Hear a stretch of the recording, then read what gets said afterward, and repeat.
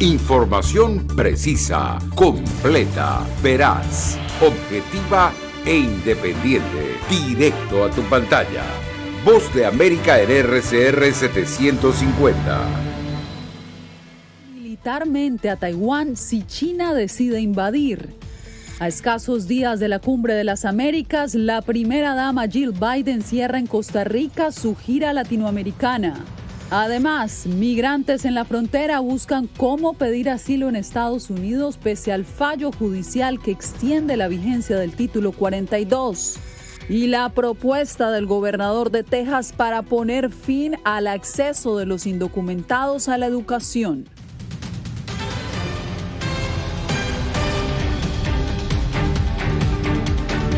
¿Qué tal? Feliz inicio de semana. Bienvenidos al Mundo al Día. El presidente Joe Biden prometió este lunes apoyo militar de Estados Unidos para defender a Taiwán ante una eventual invasión de China. El comentario generó polémica y reacciones inmediatas. Por eso nos vamos ahora mismo a la Casa Blanca en vivo con nuestro compañero Jorge Agobián, quien nos tiene todos los pormenores. Jorge, ¿qué tal? ¿Qué tal, Yasmín? Incluso esas reacciones fueron inmediatas desde la Casa Blanca. Un funcionario de la administración trató de aclarar el comentario del presidente Joe Biden. Lo cierto es que no es primera vez que el mandatario hace este tipo de comentarios sobre Taiwán. Lo hizo en octubre del año pasado. La Casa Blanca entonces también aclaró la situación. Lo que dicen funcionarios de la administración tras este discurso del presidente es que la política no ha cambiado, todo se mantiene igual. Y los detalles los presento en el siguiente reporte.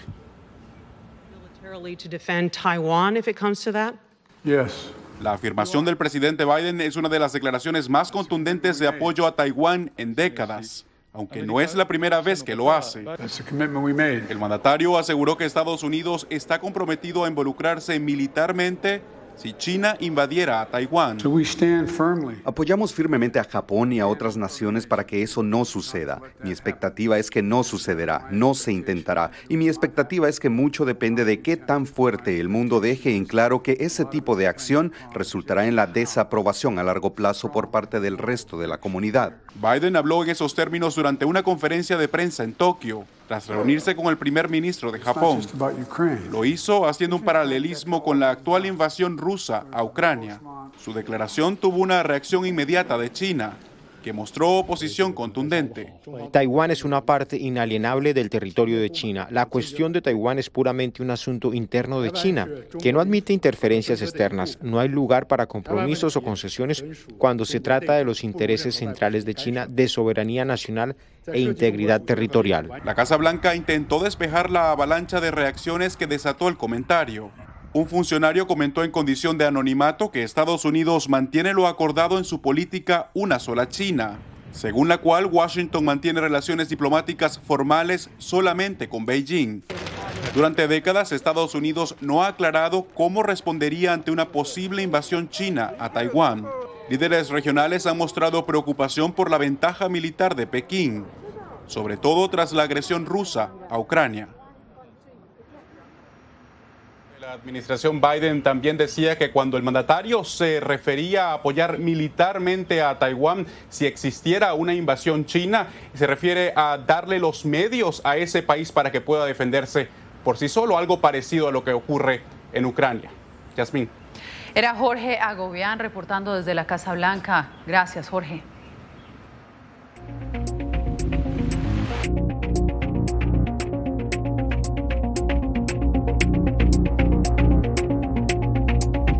A cadena perpetua fue condenado en Ucrania un soldado ruso por asesinar a un civil desarmado al inicio de la guerra en ese país. El soldado de 21 años se declaró culpable al comparecer en un tribunal en Kiev el pasado 13 de mayo. Vadim Shaishimarin, miembro de una unidad de tanques rusos, supuestamente le disparó varias veces en la cabeza a este hombre de 62 años en una aldea en el noreste de Ucrania. Este es el primer veredicto de este tipo que emite la justicia ucraniana, la cual adelanta 12.000 investigaciones por crímenes de guerra. Entre tanto, la primera dama de Estados Unidos, Jill Biden, finalizó en Costa Rica su gira por América Latina. Donaldo Hernández nos detalla su viaje, durante el cual también se reunió con el presidente Rodrigo Chávez. Un mensaje esperanzador para las mujeres marcó el discurso de la primera dama de Estados Unidos, Jill Biden, al reunirse con mujeres empresarias que han sido beneficiadas por proyectos de Estados Unidos a favor de una mayor participación de la mujer. Las mujeres cuidamos y criamos, enseñamos y construimos, lideramos y soñamos en todo el mundo todos los días. Que la primera dama esté aquí, que nos hayan invitado, ¿verdad? Es un gran honor porque nos ha abierto muchísimas las puertas. Es toda una inspiración, ya que somos empresarias, emprendedoras, que llevamos mucho tiempo desarrollando nuestros proyectos. Biden llegó este sábado a San José, donde también se reunió con el presidente Rodrigo Chávez, quien remarcó las buenas relaciones de Costa Rica con Estados Unidos. La amistad entre Estados Unidos y Costa Rica es una amistad establecida y vieja, y queremos únicamente continuar fortaleciéndola. En su gira por Costa Rica, la primera dama estadounidense visitó el Hospital Nacional de Niños, en donde se firmó un memorando de entendimiento entre Costa Rica y Estados Unidos para ayudar a los niños con cáncer. Además, asistió a un centro de prevención de la violencia apoyado por su país. Esta visita realmente ha tocado mi corazón y se los quiero agradecer. En horas de la tarde de este lunes, Jill Biden retornó a Estados Unidos, finalizando así su gira por América Latina, a escasos días de la Cumbre de las Américas, que se realizará del 6 al 10 de junio en Los Ángeles. Donaldo Hernández, Voz de América, San José.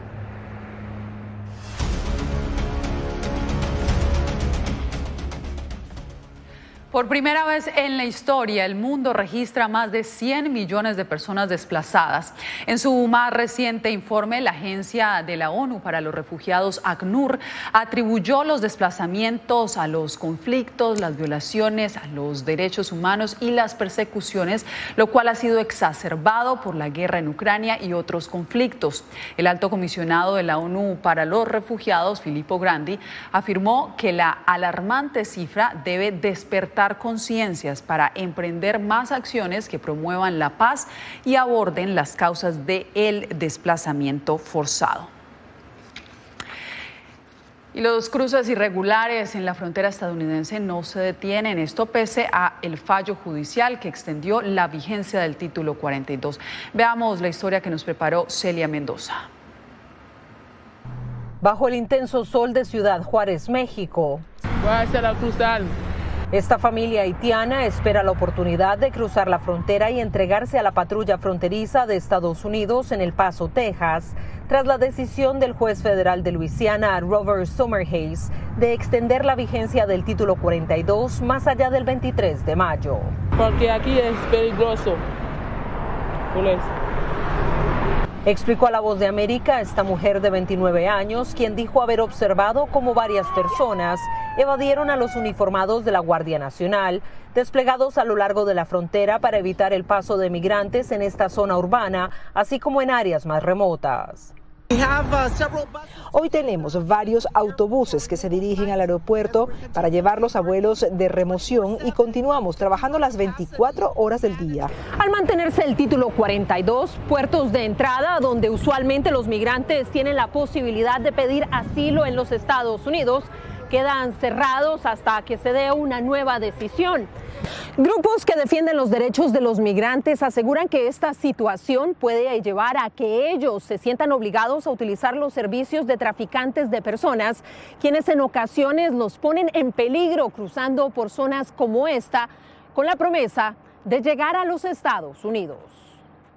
Habíamos casi 500 personas para capacidad para 120, unos arriba, otros enfermos, todo el mundo allí. Allí atendían a lo que ellos quisieran. Ellos no atienden a todo el mundo. Bien, ahora vamos a intentar por otro lado, a ver, no sé, por Cali, por Piedra Negra, no sabemos cómo. No tenemos información si por allá se puede. Raciel conforma un grupo de 12 cubanos expulsados tras pasar 8 días detenidos. La patrulla fronteriza reportó durante el mes de abril en el sector de El Paso más de 14,000 expulsiones bajo el título 42, casi la mitad de los 29,000 migrantes con los que interactuaron en ese periodo. Mujeres con niños aquí, con todo el mundo, y los deportan para atrás. Ellos no les interesa, hay niños, no importa. Y justamente los indocumentados son centro de debate en Texas luego de que el gobernador Greg Abbott anunciara su intención de revocar el derecho de esta población a recibir educación gratuita. Laura Sepúlveda nos explica. La difusión de un borrador de sentencia del máximo tribunal para anular la decisión del caso Roe vs. Wade, que concede a personas en Estados Unidos la opción de practicarse el aborto, ha abierto nuevas discusiones sobre otros derechos civiles como el acceso a educación para indocumentados, protegido a raíz del caso Plyler vs. Doe de 1982. La Corte Suprema sostiene que retener fondos estatales de los distritos escolares locales para la educación de los niños que residen en el país sin permiso legal violaba la cláusula de igualdad de protección de la 14ª enmienda. Dichos niños, aunque no sean ciudadanos de Estados Unidos, son personas, en cualquier sentido ordinario del término, y por lo tanto están protegidos por la cláusula de igual protección. El gobernador de Texas anunció recientemente su intención de reactivar el tema, alegando que genera gastos extraordinarios y los tiempos son diferentes respecto al momento en el que el máximo tribunal emitió la decisión. Al respecto, opinó el American Immigration Council. Creo que mucha gente está operando con cierto grado de pesimismo y con razón en términos de la composición de la Corte. Así que para responder a su pregunta, creo que esto sucedería en cualquier momento entre 1 y 3 años, en lo que realmente veríamos un cambio en el derecho a la educación para no ciudadanos. Organizaciones que defienden a las comunidades migrantes buscan transmitir calma, al tiempo que alertan sobre la necesidad de adoptar acciones para neutralizar propuestas que pongan en riesgo fondos públicos.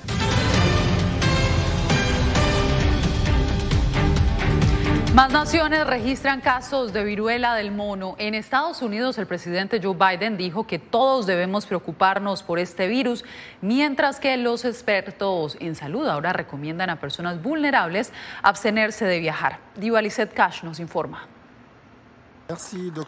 En alerta se encuentran las autoridades sanitarias en todo el mundo. Por lo menos 92 casos confirmados y 28 casos sospechosos de viruela del mono han sido contabilizados en 12 países, de acuerdo con la Organización Mundial de la Salud. En Estados Unidos, el presidente Joe Biden aseguró que era motivo de preocupación y que ya se trabaja para una respuesta rápida. Es algo que debería preocupar a todos. He estado trabajando duro averiguando qué podemos hacer y viendo qué vacuna puede estar disponible para eso. Pero es una preocupación en el sentido de que si se extendiera, tendría consecuencias. La viruela del mono ha puesto al mundo en jaque al recordarle lo vulnerable e interconectado que se encuentra.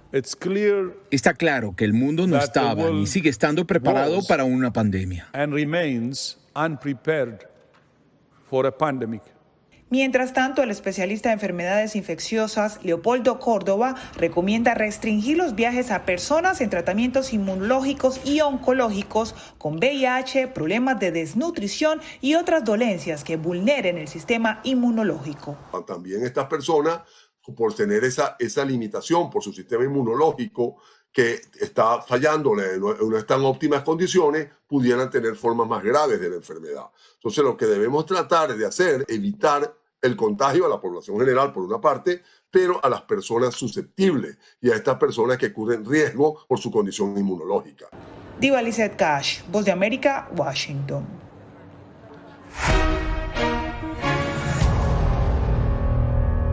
Este lunes, Pfizer anunció que planea pedir autorización a las autoridades sanitarias en Estados Unidos para aplicar su vacuna de refuerzo contra el COVID-19 para niños menores de 5 años. La farmacéutica asegura que tras las pruebas clínicas encontraron que 3 dosis de su vacuna ofrecen mayor protección a los más pequeños. En este momento, cuando las infecciones por el virus se volvieron a disparar, 18 millones de niños menores de 5 años en Estados Unidos no se han vacunado, al ser el único grupo que aún no es elegible para la vacuna contra el COVID-19 en este país. La crisis económica y social que ha generado la pandemia del coronavirus en Guatemala podría estar provocando un incremento de delitos. Eugenia Sagastume expone cómo las extorsiones han aumentado durante los primeros meses del 2022. Que si no pagamos la extorsión, que la familia de nosotros va a sufrir atentado, que si no queremos a nuestra familia, nos van a matar a nuestra familia, a nuestros hijos. Así es como un recolector de basura relata el temor de las extorsiones en Guatemala. Asegura que los delincuentes les exigen pagar el equivalente a $2,600 cada semana. Quieren 20,000 quetzales y la verdad que Es algo que ni uno se los gana pues a la semana. Apenas viene uno sacando para la comida, para el gasto de la casa y todo, ¿verdad? Según datos obtenidos por el Centro de Investigaciones Económicas Nacionales CIEN, el inicio de 2022 ha traído un incremento en las extorsiones con un promedio de 40 denuncias diarias. Una situación que, a decir del analista en seguridad Julio Rivera, es consecuencia de una pospandemia. Efectivamente, la pospandemia iba a traer este tipo de incrementos de violencia, especialmente en delitos patrimoniales. Sobre todo por el desempleo y crisis económica que se agravó con la llegada del COVID-19. El Ministerio de Gobernación asegura que trabaja en operativos para prevenir la delincuencia, pero el analista recomienda que se debe fortalecer el sistema carcelario. 80-85% de las extorsiones que se producen en el país salen de las cárceles. Los ataques recientes por extorsión han sido dirigidos a pilotos del transporte público, taxistas y recolectores de basura. Eugenia Sagastume, Voz de América, Guatemala. Reino Unido comenzó a solicitar visa a salvadoreños que busquen ingresar a su territorio. Esto ante el aumento de peticiones de asilo en los últimos años. Raquel Herrera con el informe. Los salvadoreños que busquen viajar al Reino Unido deberán tramitar visa ante el aumento reciente de solicitudes de asilo. De acuerdo con las autoridades británicas, hasta 2017 procesaban unas 40 peticiones por año. Esa cifra se elevó en 2021 a 703, recibiendo más solicitudes de asilo de salvadoreños que de cualquier otra nacionalidad que no requiere visa. Lo que hemos visto en los últimos 5 años es un aumento significativo y sostenido en el número de salvadoreños que han llegado y al llegar en el aeropuerto inmediatamente ponen una solicitud para asilo en Reino Unido. La medida aplica para cualquier salvadoreño, resida o no en su país de origen. La modificación migratoria entrará en vigencia el 8 de junio. El costo de la visa será de $130 y permitirá permanecer hasta 6 meses en cualquiera de las naciones que integran el Reino Unido. La mayoría de la gente que piden visas para el Reino Unido reciben la visa que buscan. Y yo imagino que eso va a ser el caso con los salvadoreños. Yo creo que personas que quieran viajar por otros propósitos simplemente no van a poner su solicitud. El gobierno del presidente Nayib Bukele todavía no se ha pronunciado sobre el cambio de disposiciones migratorias de Reino Unido para los salvadoreños. Raquel Herrera, Voz de América, San Salvador.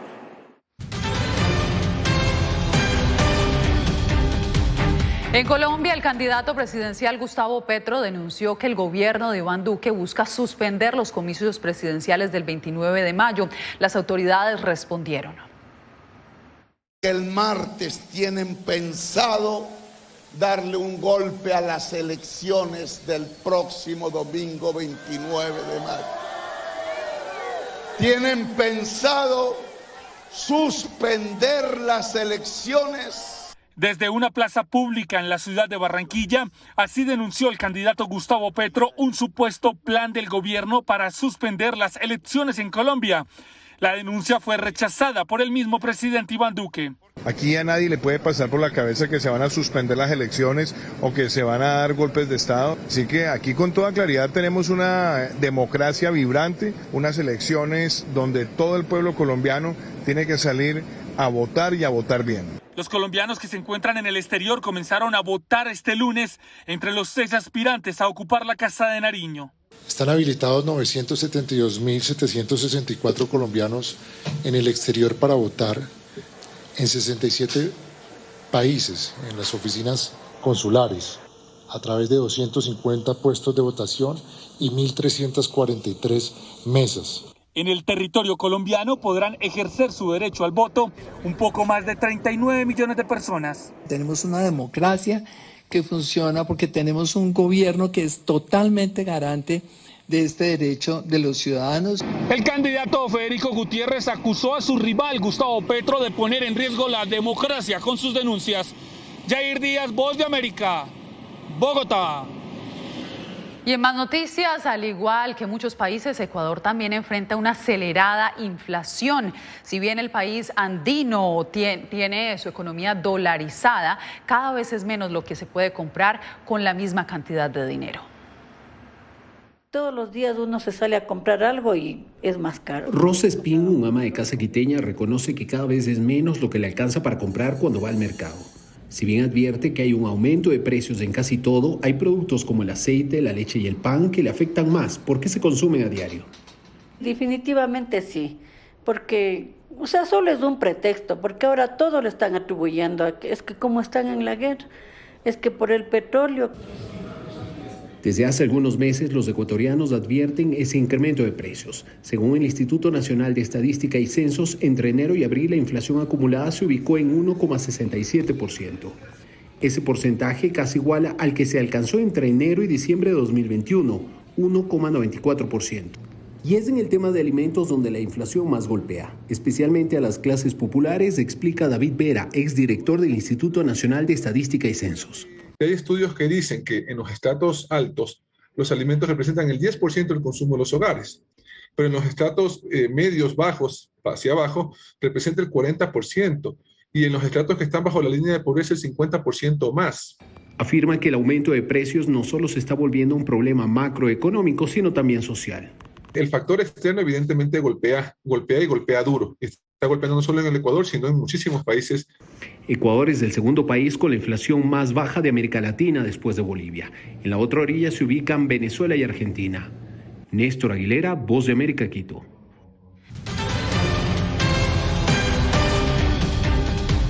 Ante las denuncias de acoso y feminicidios en Venezuela, cada vez más ganan terreno los servicios de taxi de mujeres para mujeres.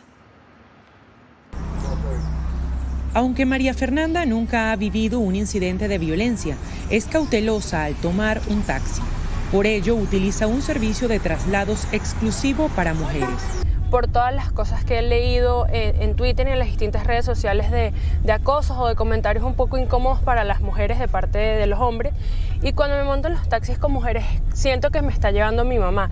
Al volante va Cecilia Martínez, una enfermera con 17 años de trayectoria que, ante las precariedades salariales, ocupa su tiempo libre como chofer en PIN Taxi, una compañía de mujeres para mujeres. Me siento segura porque solamente traslado a mujeres, no traslado a ningún desconocido. El Centro de Justicia y Paz de Venezuela documentó 62 feminicidios en los primeros 3 meses de este año 2022. Esa cifra y las altas estadísticas de delincuencia en Venezuela han desatado el temor de las mujeres de no poder defenderse ante un eventual incidente. Tuve una experiencia con una cliente que me contó una situación muy desagradable que tuvo con un taxi. El hombre le tocó las piernas, ella estaba sentada adelante. Historias similares han impulsado la creación de servicios de taxis que permiten escoger a una dama al volante. Les da como aquella tranquilidad porque muchas veces no vienen solas, vienen con niños. Me ha tocado pues que han venido con niños y ellas se quedan como más tranquilas, más calmadas. Por esa sensación de seguridad que las usuarias y conductoras dicen sentir al estar entre mujeres, ya están disponibles en Caracas al menos 3 compañías que ofrecen este tipo de servicios. Adriana Núñez Rabascal, Voz de América, Caracas. Con esta historia llegamos al final de esta emisión. Gracias por sintonizar El Mundo al Día. Les informó Yasmín López.